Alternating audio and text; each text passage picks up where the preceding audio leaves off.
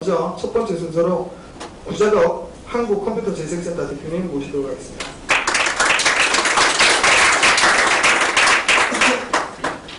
스파킹 포럼의 첫 번째 사례 발표를 하게 돼서 영광입니다. 한국컴퓨터재생센터에 대해서 한국컴퓨터재생센터는 더불어 살아가는 꿈을 꾸는 환경 사회적 기업입니다. 더불어라고 하면은 지구와 함께, 그리고 저희 직원들과 함께, 그리고 저희 이웃들과 함께 살아가는 그런 더불어 살아가기를 꿈꾸고 있고요.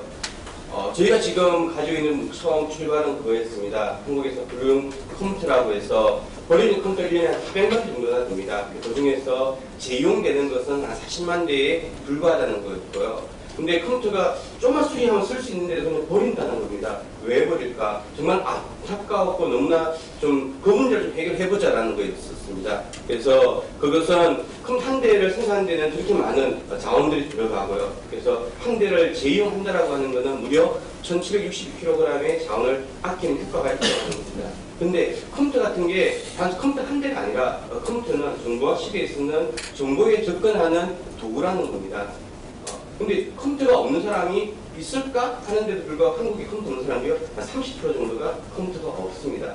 근데 한국뿐만 아니라 외국에는 더 많은 사람들이 컴퓨터가 없고, 그리고 그 선진국과 개도국의 이 간격은 계속 커지고 있는 상황입니다. 그래서 이 정보격차의 악순환을 끊기 위해서는 컴퓨터에 대한 정보에 대한 접근성과 그리고 이용과 활용에 대한 부분들이 필요하다. 그리고 거기에 이 컴퓨터를 제휴한 컴퓨터를 저렴하게 할 수 있으니까 그래서 활용해보면 어떻겠느냐라는 생각이었습니다. 그래서 저희들이 생각했던 대안들은 사람들이 왜 안 살까? 컴퓨터를 중고라고 하면 허접하다, 믿을 수 없다라고 하는 인식들이 있어서 정말 믿을 수 있는 컴퓨터를 제대로 만들어보자. 그래서 저희들이 생각했던 것은 하드웨어적인 재생, 소프트웨어의 재생, 그리고 서비스들의 재생들을 제대로 해보자라고 하는 게 저희의 대안이었을 거예요. 그리고 두 번째는 대부분 사람들이 컴퓨터를 없는 사람들은 돈이 없어서 못 사는 경우들이고, 그 사람들에게 돈을 받고 판다라고 하는 것은 힘들다. 그래서 최대한 저렴하게 또는 무상으로 이 컴퓨터를 보급하는 것도 필요하지 않을까. 그래서 저희들이 이런 병리 단체들하고 같이 기술 개발을 해서, 그리고 저희가 전문성을 가지고 재생을 해서 병리 단체를 통해서 배포를 하는 이런 모델들을 생각을 했던 거였고, 그리고 이 과정에서 그러면은 저희가 사회적 기업으로서 운영하려면 돈이 필요하잖아요. 그럼 그 돈이 어디서 나올까? 그래서 저희들이 생각했던 거는 정규 영역에 관련되어 있는 것을 현금으로 기부하시는 분한테서 받을 수도 있고, 또는 물건 사시는 분한테도 받을 수도 있고, 또는 정부로 또 돈을 받을 수도 있고요. 또는 아니면은 현금이 아니라 그런 물건으로도 저희가 기증된 물건의 일부들을 저희들이 정규 영역비로 사용하는 방법으로도 가능하지 않겠냐라는 거였습니다. 그리고 저희가 기증하는 사람들에게 뭔가 가치를 줘야 되는 것 아니야? 우리만 되는 게 아니라, 그럼 기증하시는 분들 우리가 어떤 가치를 줄 수 있을까? 했을 때 저희가 생각했던 것은 안전하고 가치 있는 회계를 하자라는 것입니다. 기업이 가지고 있는 그 컴퓨터는 기업 정보들을 안전하게 저희가 회계해 드릴게요. 환경적으로 문제없게 안전하게 회계해 드릴게요. 그리고 이것들을 제휴를 최대한 할 수 있도록 도와드릴게요. 그래서 저희들이 만든 게 5가지의 서비스입니다. 기업을 제공하는, 그래서 예상 5가지 서비스를 제공하는. 그래서 꼭 기업들이 사회공헌을 통해서 기부하진 않는다고 하더라도 기업 내부에서 재배치를 한다라든지, 또는 직원들에게 판매를 한다라든지, 그렇게 해서라도 이것을 제공할 수 있다라고 그러면 저는 도와드리겠습니다. 그것들이 가치가 있기 때문에. 그래서 저희들이 생각했던 것은 최대한 제공을 해보자라는 거고, 이렇게 해서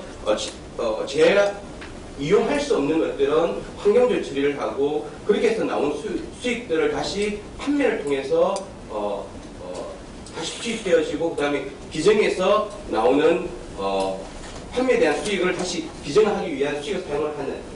예를 들면 물건을 기부를 했던 분들에게는 그 물건의 일부를 저희들이 판매를 해서 오픈마켓에서 저희들이 판매를 해서 그 수익을 가지고 다시 기증에 관련되어진 사업 용역비를 사용을 하는 거죠. 그렇게 해서 저희가 오픈마켓에서 판매를 하는 1년 매출이 한 15억 정도 저희가 매출을 하고 있습니다. 그래서 저희가 지금 현재 이뤘던 것들이 처음 이 사업을 시작했을 때에 모든 사람들이 망한다고 했어요. 업계에 있는 사람 이렇게 사장님 이렇게 일을 하면 망합니다. 근데 저희가 7년 되어서 아직도 안 망하고 있고요. 그리고 국내 최대 제조조 시설을 이제 만들었고 이제는 영리기업들도 저희 회사 모양을 보고 따라오고 있는 상황입니다. 그래서 제가 만 대지 컴퓨터를 보관할 수 있고 이제까지 7만 정도 저희들이 재생해 보고 있습니다. 예, 그리고 저희 가짜 전문성 균형을 이루기 위해서 다양한 인형을 가지고 있는데 작년에 미국에도 저희 수출을 했어요. 근데 미국 수출하면 저희가 얻었던 것들은 자신감이 있었습니다. 하루에 1000대, 2000대의 컴퓨터가 월마트를 통해서 판매되어지는 모습들 보면서 우리도 저렇게 할 수 있어. 기술 보니까 별 큰 차이가 없는 거였었어요. 그래서 지금 그런 것들을 통해서 저희들이 금년에는 제대로 한번 사업을 키워보자라고 생각했고 금년에 저희가 약 한 60억 매출 목표를 가지고 전 직원들이 한번 자신감을 가지고 해보려고 하고 있습니다. 그러다 보니까 저희들이 여러 가지 과제들이 생기는데 그중에 첫 번째 과제들은 저희가 기증을 했으면 좋겠는데 기업들은 돈을 받고 팔려고 한다는 겁니다. 그래서 그것도 제이용 좋지만 기증이 늘렸으면 좋겠다라는 거고 그래서 공공에서의 기증에 대한 투명성과 재미에 대한 강화들 기업에서의 돈을 받고 하는 것들이 아니라 기증을 하는 것들 그리고 재무 확대를 위한 새로운 문화가 좀 필요하지 않겠냐 한 번 쓰고 버리는 게 아니라 중간에 수리를 한다면 그 사용기간들은 훨씬 길어지거든요. 그런 문화들 그리고 중고와 제형에 대한 재생품이 현재 구분이 안 됩니다. 법률적으로. 그래서 그것과 관련된 법률이 친환경 산업 구조의 전환과 관련 법령이 있는데 거기에 제조와 관련된 품목 고시하게 된 게 있습니다. 여기에 컴퓨터를 고시를 하게 되면 제조적 품목으로 인정이 됩니다. 그래서 이런 거라든지 이런 것들에 대한 고민들을 하고 있습니다. 예.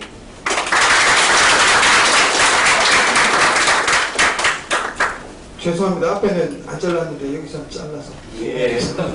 우선 전문가 패널에 계신 분들께 질문 기회를 드리도록 하겠습니다. 거기 마이크가 있으면 편하게 해주시면 되겠습니다.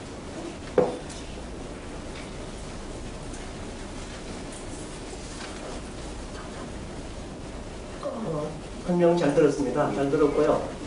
저는 이제 그 자본정자 공장기전 운영 자금 조달에 대해서 하나 여쭤볼게요. 지금 그 매출 구조에서 공장 이전에 10억에서 한 15, 그 다음에 2015년 운영자금 한 3억에서 5억 정도를 희망하시는데, 투자를 누군가가 해주시게 되면, 그분 투자하신 분은 어떤 식으로 그걸 회수를 할 수 있으면, 어떻게 엑시트를 할 수 있는, 그런 구체적인 플랜은 나오신 게 있습니까? 현재 저희가 1년에 내는 임대료가 6천만 원 정도씩 임대를 내고 있습니다. 이자율 계산하면은 15억 정도의 은행 금리 정도 수준이기 때문에 추가적으로 저희들이 큰 리스크는 없다라고 생각을 하고 있고요. 매출은 계속 저희들이 늘어나고 있고 좀 더 늘어나고 있기 때문에 수익으로서 저희들이 돈을 투자한 돈을 돌려드릴 수 있는 방법들도 있고요. 다양한 방법도 있지 않을까라고 생각을 하고 있는데 어쨌든 망하지는 않고 계속 지속적으로 성장할 거라고 믿기 때문에 근데 이제 그 사회적 기업이라는 개념과 이제 일반 기업이라는 개념에서 이제 좀 충돌이 생기는데요. 어쨌든 간에 이제 그 운영을 하시기 위해서 이제 자금 조달을 이제 계획하고 계시지 않습니까? 네. 자금 조달 계획을 민간에서 이제 유치하시기 위해서는 기업이 이제 그 자금 유치를 하시는 방법에 대한 기본적인 좀 그 개념을 좀 가지고 계셔야만이 되리라고 보거든요. 그래서 사실 그런 부분은 차후에 좀 이렇게 서로 네트워크를 가지시면서 그 기본 개념을 조금 이렇게 가지시는 게 자금 유치 계획에 좀 도움이 되리라고 보이네요. 알겠습니다. 한 번도 그런 투자에 대한 고민들을 해보지는 못했거든요. 외부에 저희가 좀 불안한 회사에 누가 투자를 할까 처음에 그랬었으니까요. 지금은 저희 자신감도 있고 정말 저희가 성장 가능하다라고 하는 모델도 저희들 확인을 했고요. 그래서 한번 충분히 저희가 프로포즈를 할 수 있지 않은 생각이 좀 듭니다. 준비를 제대로 한번 해보겠습니다. 네, 저는 KCOC 국제개발협력 민간협의회 사무총장입니다. 저희 회원단체가 한 108개 정도 있고요. 그 단체들이 전 세계 한 40~50개국에서 특히 이제 제3세계에서 이제 말하자면 NGO들이 그 해외 원조 사업들을 하는 그런 곳인데 주로 사업의 내용이 교육이 많습니다. 교육이나 보건 그런 것들인데 교육 중에서는 물론 아동들을 위한 뭐 유치원이나 학교 시설도 하지만 직업훈련을 상당히 좋아하고 그런 사업들을 상당한 규모로 하고 있습니다. 그 중에 이제 제일 중요한 사업이 이제 컴퓨터 보급이라든지 현재 있는 사람들에게 컴퓨터를 가르친다든지 하는데 아까 우리 김재규 원장님 말씀하셨듯이 컴퓨터 1시간 가르치고 문 잠궈놓고 푸신다고 또 들어가지도 못하게 하고 그러는 데가 많이 있거든요. 저희 NG도뿐 아니라 정부에서 마련해 준 것도. 그래서 혹시 이런 기술들을 제3세계나 이런 데서 가셔서 그걸 고쳐줄 수 있는지, 그리고 컴퓨터 자체 문제뿐이라기보다는 그 나라의 인프라가 좀 잘못돼서 전기가 공급이 안 된다든지 그 나라 사람들이 물건을 사용하는 데 있어서의 어떤 문화적인 그런 습관이라든지 이런 것들이 원인으로 해서 컴퓨터들이 고장나기도 하고 하거든요. 그러니까 그런 것들을 좀 만약에 이제 인력을 파견을 한다든지 하는 형태로 수리도 하고 교육도 하고 이런 것을 할 수 있으면 상당한 새로운 사업 모델이 될 수도 있을 것 같은데 거기에 대해서 최근에 저희가 성남의 외국인 노동자 센터랑 저희가 좀 이야기를 좀 하고 있는 게 성남에서 귀국하지 않은 외국인 노동자들이 너무 많은 거예요. 왜 귀국 안 하느냐? 가서 먹고 살 게 없는 거예요. 그래서 그 사람들에게 교육을 해서 돌아가서 먹고 살 수 있는 것을 만들어줘 직업훈련을 하자. 직업훈련의 주제가 뭐였냐면 IT였었어요. 그래서 저희가 그러면은 저분 자문 좀 해달라고 좀 자문을 해드리고 있는데 저희가 직접 가서 한국 사람이 가서 할 수도 있겠지만은 한국에 와 있는 그분들에게 IT 교육을 해서 가서 할 수 있다라 그러면은 그분들이 직접 교육을 할 수 있는 것들이 좋지 않겠나라고 생각을 하고요. 그리고 그렇게 그분이 갔을 때 지속 가능할 수 있는 방법이 뭘까? 처음 갔을 때 시장도 없고 일감도 없을 건데 그럴 때에 지금 한국에서 컴퓨터를 좀 보내주고 그분들이 그것을 유지 관리를 좀 하면서 현지에서 그런 것들을 고장날 때 다시 수리를 해주고 그런 일들을 하는 모델로 가는 것들이 지속 가능한 모델이 아닐까 생각을 하고 있습니다. 네, 저는 시간상 질문보다 그냥 제가 드릴 수 있는 조언을 그냥 바로 드리고 싶은데요. 일단 잘 들었고 좋은 일 하셔서 되게 감사하고요. 저는 두 가지를 말씀드리고 싶은데 이제 보통 사회적 기업 같은 경우에 비즈니스 모델이 되게 단순합니다. 그리고 밸류 체인도 되게 짧고요. 근데 제가 오늘 이게 첫 번째 소개받은 회사는 오늘 소개될 3개 회사 중에서 비즈니스 모델과 밸류 체인이 제일 복잡한 어려운 일인 것 같아요. 일단 제조와 유통의 성격을 다 갖고 있고 제조에서는 또 리사이클링으로 또 수집까지 해야 되는 이 어려움 때문에 생산 공정도 되게 길고 또 비용도 되게 늘어날 가능성이 되게 높은 것 같아요. 참 대단하신 것 같은데 일단 대부분 사회적 기업들이 이런 부분 많이 놓치는데 저는 핵심 역량에 집중하는 게 되게 중요할 것 같거든요. 저는 핵심 역량 어디서 나오느냐 핵심 가치인데 그렇다면 과연 소비자들이 왜 사고 누가 살 거냐. 물론 성능 면에서도 되게 자신감이 있으실 거고 또 사회적인 가치 환경에 대해서도 좋은 뜻이 있지만 성능을 믿고 델 컴퓨터보다 저희 컴퓨터를 선택하는 사람은 많지 않을 거고 또 환경을 위해서 순수 저희 거를 사주는 사람도 많지 않을 것 같아요. 결국 그렇게 보면 저는 핵심 가치는 저는 비용 절감인 것 같아요. 무엇을 파느냐? 결국에는 리사이클링이 갖고 있는 이미지도 또 있고 해서 좋은 컴퓨터를 싸게 살 수 있다는 거. 이 면에서 봤을 때 또 한 가지 두 번째는 재생이라는 거가 갖고 있는 이 난무한 이미지가 있잖아요. 벌써 이게 살 때 좀 거부감이 있는 거죠. 그래서 두 번째는 첫 번째는 핵심 가치에 집중하는 거고 두 번째는 난무한 옷을 좀 팬시한 옷으로 살만한 사고 싶은 옷으로 갈아입는 거가 저는 이미지상에 되게 중요하다고 보는데 그 면에서 봤을 때 B2C가 쉽지 않고 B2B로 가는 게 먼저 맞는 것 같아요. 예를 들면 수집에 어려움이 되게 있으실 텐데 하나의 그냥 아이디어로 대기업을 먼저 공략을 해서 대기업 이 수명지장 컴퓨터들 처치 곤란이잖아요. 그래서 예를 들면 현대그룹과 계약을 한다. 현대자동차와 계약을 해서 전략을 한다. 그러면 그 기업에서 새 컴퓨터를 살 때와 또 이거를 리사이클링 할 때 들어가는 비용, 그래서 얼마의 비용을 절감해 줄 수 있는지가 명확하게 나오면 그걸 가지고 셀링을 해서 한 기업을 좋은 사례로 개발을 하면 그거 자체가 상당한 물량, 세일즈 파워가 나오기도 하고 그게 또 좋은 홍보의 효과가 되기도 해서 여러 가지 토끼를 스마트하게 잡을 수 있는 방법이 아닌가라는 생각을 했어요. 이 말씀을 드리는 이유는 사회적 기업으로서 지금 비즈니스 모델이 굉장히 어렵기 때문에 물론 지금까지 잘해오셨지만 더 큰 성장을 하려면 뭔가 세일즈와 마케팅과 홍보와 이런 거를 한 번에 3마리 토끼를 잡을 수 있는 방법을 스마트하게 하셔야 될 것 같고, 아까 처음에 말씀드렸던 비용 절감이 결국에는 제가 볼 때는 핵심 가치이기 때문에 비용 절감이 키워드인 요즘에 대기업이나 일반 기업들의 그런 세일즈를 하신다면 저는 B2B를 먼저 공략할 수 있고, 그래서 신뢰를 좀 있고, 야, 대기업도 사는데 라고 한다면 그때 이제 B2C로 넘어가는 면에서 예를 들어서 그 플래그샵 같은 거를 제가 그냥 느끼는 대학가일 것 같아요. 이런 컴퓨터 망가졌을 때 그거에 대해서 두려움이 적은 비교적 젊은 남자들, 컴퓨터에서 좀 아는 사람들이 있는 그런 곳에서 상징적으로 플래그샵 같은 걸 운영을 하셔서 이렇게 쓸만하고 많이 쓰는구나라는 이런 것들을 하면서 그 다음 B2C 단계로 넘어가시는 게 마케팅이나 홍보 차원에서 좋지 않을까 그런 생각을 해봤습니다. 이거는 답변이 필요 없으신 말씀이셨죠? 네, 이게 또 어떠셨나요? 말씀드린 고민들을 많이 하고 있습니다. 저희가 지금 특히나 재생 컴퓨터랑 중고 컴퓨터랑 구분이 안 되고 있습니다. 인터넷에서 오픈마켓 검색을 해보시면은 사람들은 오픈마켓 물건을 살 때 어떻게 하냐면은 Z60이라고 하는 모델이 있으면 그 모델을 쭉 검색을 해서 제일 싼 걸 그냥 찾습니다. 근데 거기에 중고 컴퓨터나 재생 컴퓨터는 구분이 되어지지 않는 게 저희 문제고요. 그래서 우리 중고 컴퓨터 아니야, 재생 컴퓨터야. 근데 재생이라고 하는 그 단어가 가지고 있는 안 좋은 이미지가 있습니다. 재생이라는 재생 타이어, 맨날 터져가 사람 죽고 하는. 그래서 저희들이 이 브랜드를 재생 컴퓨터라고 하는 이 브랜드를 우리 상호에도 있는데 지금 이 브랜드를 그대로 가져가야 돼? 라고 하는 아주 심각한 고민들을 저희들이 가지고 있고요. 이 아이덴티티를 어떻게 좀 만들어 나갈 것인가를 가지고 지금 내부에서 지금 저희가 금년에 소셜 마케팅을 좀 준비를 하면서 특히나 고지들은 많이 고민을 하고 있습니다. 다시 한번 조언을 좀 구하겠습니다. 네. 다음 또 질문. 네. 예. 사실은 상당히 저는 이제 한국사회투자에서 일을 하고 있습니다. 한국사회투자는 서울시의 사회투자기금을 운용하는 데입니다. 소셜 인베스트먼트라고 하는 사회투자라고 하는 그런 것을 이제 우리나라에서 처음으로 이제 시도하고 있는 그러한 재단법인입니다.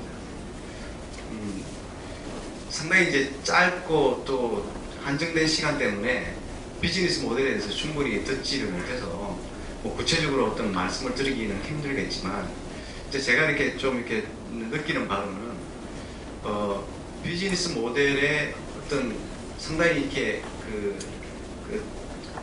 세련화가 좀 많이 필요하지 않을까 그런 생각이 듭니다. 지금 처음에 저기 말씀하신 거 비슷하거든요.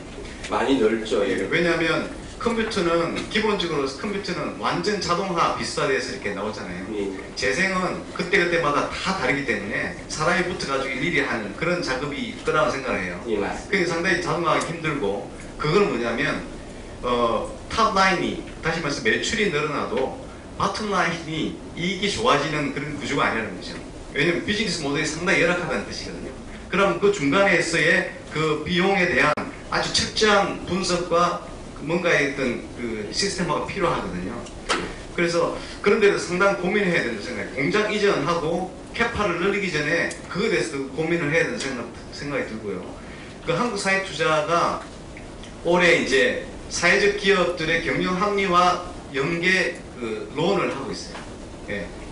그건 뭐냐면 이제 금융업계에 상당히 이제 중소기업 쪽에 많은 어떤 컨설팅을 한 사람들을 이제 그 외부 프로본으로 저희가 이제 활용을 해서 그 선정된 사회적 기업의 여러 가지 측면에서의 어떤 그런 마케팅이나 또는 그 비즈니스 모델에 대한 어떤 그런 컨설팅을 이제 하고 그걸 가지고 이제 경영 합리화 여러 이제 작업들을 하는 것을 전제로 해서 어떤 필요한 자금들을 저희가 이제 대출해 줍니다. 근데 사실 어느 대출 한도가 있기 때문에 그렇게 많이 대출하기는 힘들겠지만 그리고 서울시에 있는 뭐 대부분의 이제 PC들을 지금 가지고 가서 재생을 하는 거기 때문에 그런 측면에서는 뭔가 좀 이렇게 더 이야기될 필요가 있지 않을까 저는 그런 생각을 하고요.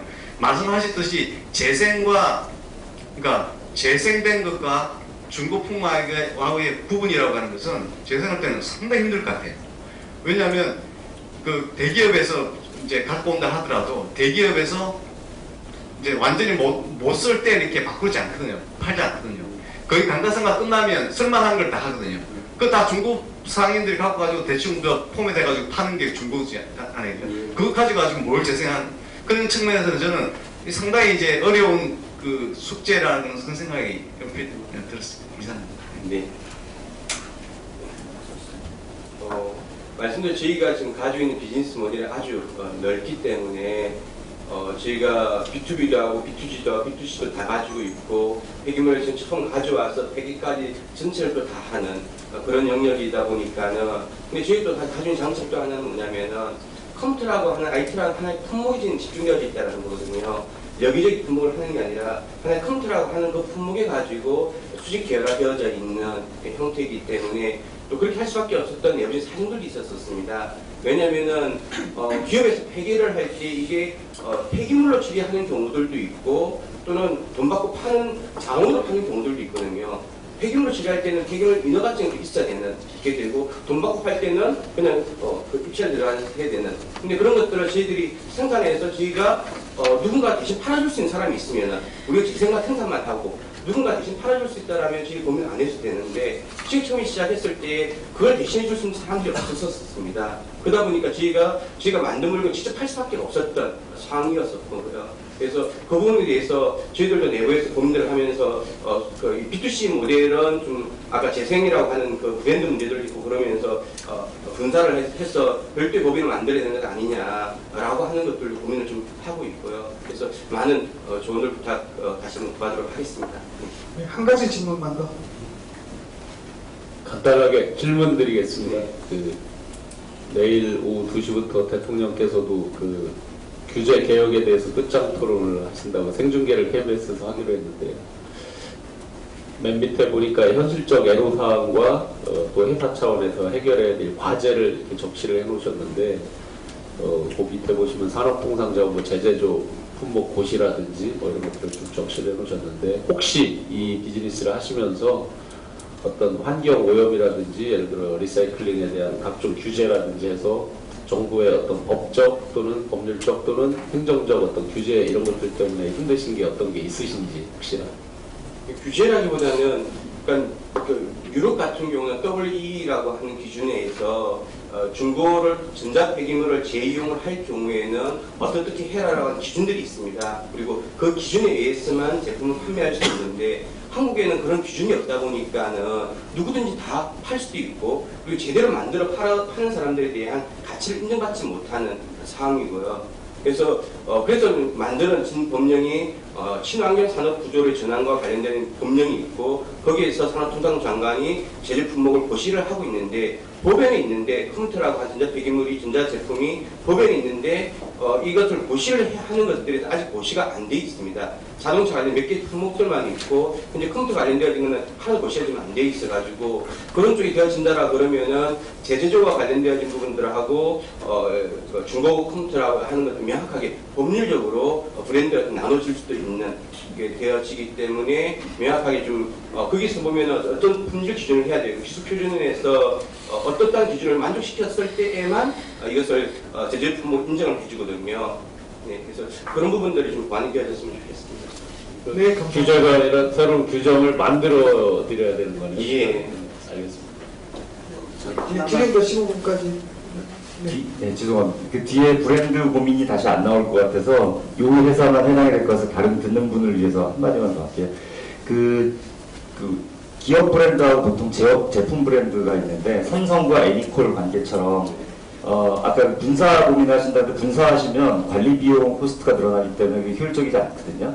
그래서 법인은 분사하지 마시고 제품 브랜드를 따로 하위에 만드시면 좋겠어요. 사실 센터의 브랜드가 붙은 거를 사람들이 사고 싶지 않을 거란 말이에요. 예를 들어서 혼다 같은 경우에 원래 일본에서 오토바이 회사로 출발했습니다. 미국의 혼다로 런칭해서 소형차는 팔았지만 중형차 이상을 판매하는데 어려움이 있었어요. 그래서 혼다인 걸 숨기고 아큐라라는 브랜드를 별도로 만들어서 런칭을 했었죠. 마치 그런 것처럼 제품 브랜드, 근데 거기에 아까 제가 코스트 세이빙이 핵심 가치라고 했는데 코스트 세이빙과 같은 이름을 주시면 절대로 안 되고요. 일종의 그거와 유사한 이미지를 갖고 있는 뭐 컴팩이라든가 약간 뭔가 컴백이 됐든 뭐가 됐든 약간 여러 의미를 포괄적으로 하면서 긍정적인 걸 갖고 있는 사람들이 사고 싶으니 그거를 살리시는 게 좋을 것 같아요. 칩이라고 하는 브랜드는 있습니다. 디지털 칩하고 사드라고 칩하고 발음이 비슷하잖아요. 그래서 CHIP라고 칩이라고 브랜드가 있는데 좀 많은 고민이 좀 되네요. 네, 감사합니다.